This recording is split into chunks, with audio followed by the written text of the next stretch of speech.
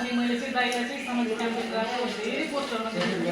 अनि त्यहाँको दाइ मसँग साथी पनि हुनुहुन्न थियो मैले दाइलाई चिनेको पनि दाइले पनि भएको थिएन अनि दाइ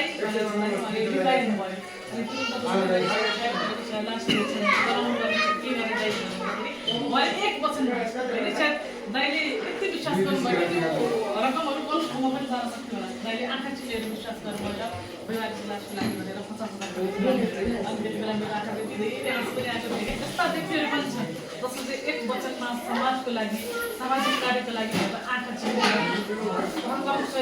पठाएको छ र समाजमा जे फाउन्डेसन जस्ता अघि भन्दा चलाउने व्यक्तिहरू पनि छन् जसले व्यवहारिक विकास भनेर करोडौँ रुपैयाँ नेपाली जनतालाई उठाएर आफ्नो व्यक्तिगत स्वार्थको लागि लागिरहेका छन् हामी सबैजना केही सिकौँ हामीले एक त मलाई केही सिकौँ कि तपाईँ सबैजना सिक्न जरुरी छ सामाजिक काम कसरी गरिँदो रहेछ समाजले आएर भन्नु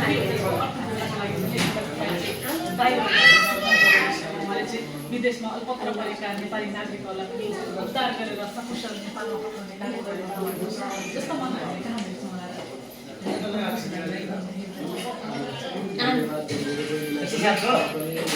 माथिमा है